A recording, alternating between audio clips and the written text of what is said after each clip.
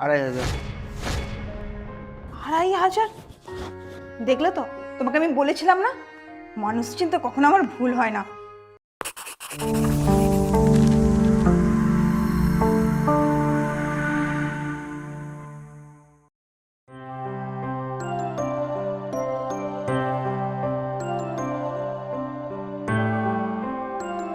হ্যাঁ গো, হরি কোথায় গেল? কে ওরি? সারাদিন যে কিসের এত হিসাবপত্র করো আমি বুঝি না বাপু। বলছি আমাদের ড্রাইভার হরি কোথায়? ও আচ্ছা, হ্যাঁ, ওকে আমি একটু দোকানে পাঠিয়েছি। কেন? আসলে ওর জামাটা না খুব নোংরা হয়ে গেছে আর অনেকটা পুরনো হয়ে গেছে, আর 3-4 জায়গায় ছিঁড়েও গেছে। তো তাই জন্য ওকে আমি বললাম তুই একটা নতুন ড্রেস কিনে নে, যা টাকা লাগবে আমাকে এসে বলিস, আমি দিয়ে দেবো। তোমার না আদিক্ষেতার আর শেষ নেই। কেন? আমি আবার কি করলাম? ওকে কিনতে পাঠানোর কি ছিল? জানি না, দেখবে এবার এত দামের একটা জামা এনে খরচা বাড়িয়ে দেবে। আরে না না, তুমি বেকার চিন্তা করছো। আমি খামোখা চিন্তা করছি। আচ্ছা একটা কথা বলো তো, তুমি তো বলেছিলে যে তুমি গাড়ি চালানো শিখে গেলে ওকে ছাড়িয়ে দেবে, আর এখন তো তুমি ভালোই গাড়ি চালাতে পারো, তাহলে এবার ওকে বের করে দাও না। আর এমনিতেও আমাদের তো রোজগার করতে কষ্ট হয় নাকি? প্রতি মাসে 5,000 টাকা তো আর কম কথা নয়।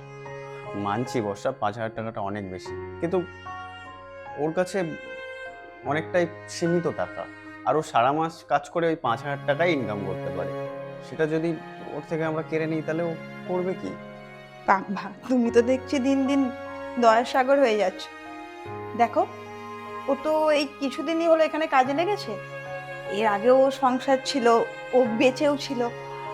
তুমি একটা কাজ করো, তুমি ওকে বারণ করে দাও, উম, ও ঠিক কোথাও না কোথাও একটা বন্দোবস্ত করে নেবে। আচ্ছা তুমি বলছো যখন, দেখছি। আমি বলছি যখন মানে, তুমি কি এইভাবে বসে বসে ওকে মাইনে দেবে নাকি? আচ্ছা ঠিক আছে, ও ফিরে আসুক, এই মাসের মাইনেটা দিয়ে ওকে বলে দেবো তোকে আর আসতে হবে না। এবার খুশি?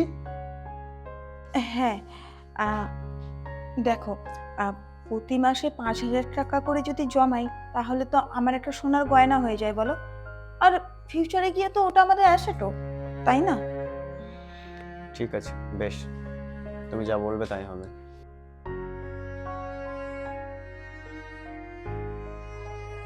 দাদা, ভেতরে আসতে পারি? আরে আয় আয়।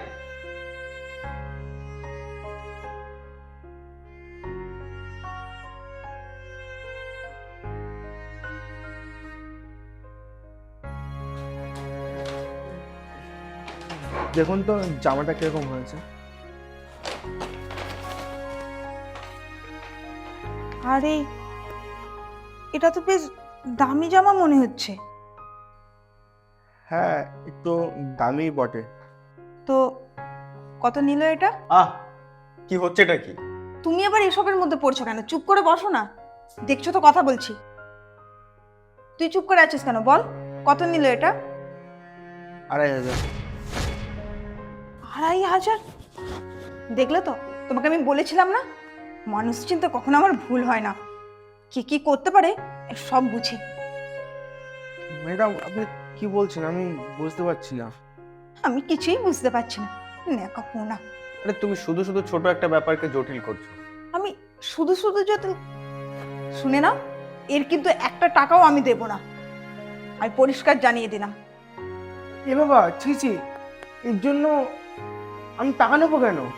মানে, তোকে দাদাবাবু বলেছিল না দোকান থেকে একটা জামা কিনে আনার জন্য, আর আসলে তোকে টাকাটাও দিয়ে দিত, আর তুই এত দামের একটা জামা কিনে নিয়ে চলে এলি। আমি গরিব হতে পারি ম্যাডাম, তাই বলে সুযোগ নেই না। এই জামাটা আমি দাদাবাবুর জন্য কিনেছি। আজ সকালে জানতে পারি দাদাবাবুর জন্মদিন, তাই দোকান থেকে জামাটা কিনে এনেছিলাম দাদাবাবুকে উপহার দেবো বলে। কি? হ্যাঁ, আমি ভেবেছিলাম এই জামাটা দেখে আপনারা খুশি হবেন, কিন্তু ভাবিনি আমাকে এরকম কথা শুনতে হবে। এবার শান্তি হয়েছে তো তোমার? আর আমি জানি দাদাবাবু এখন ভালোই গাড়ি চালানো শিখে গেছে। আপনারা আমাকে বসে বসে মাইনে দিচ্ছেন। আমি একটা কাজ দেখে নিয়েছি, সামনের মাসেই জয়েন। আর আপনাদের বোঝাতে থাকতো আমারও খুব খারাপ লাগছে। হ্যাঁ, মাইনেটা একটু কম, কিন্তু সম্মান বেশি। দাদাবাবু, জামাটা যদি আপনার পছন্দ হয় করবেন। শুভ জন্মদিন। আমি আসছি। দাঁড়াও হরিদা, বলছি তুমি আমাকে ক্ষমা করে দিও, আমার ভুল হয়ে গেছে।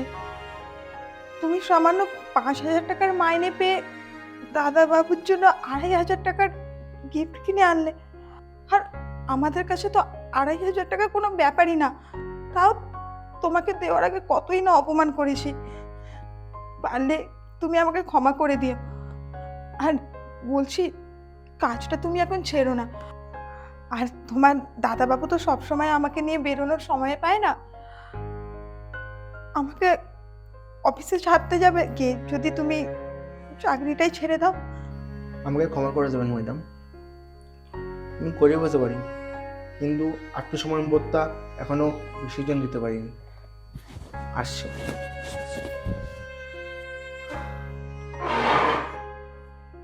আজ তোমার এত সম্পত্তি, এত বড় পোস্টের চাকরি, এত এত টাকা, সব কিছু তুচ্ছ হয়ে গেল সামান্য একজন ড্রাইভারের কাছে। আজকে যে শিক্ষাটা তুমি পেলে, আশা করি সারা জীবন তোমার মাথায় থাকবে।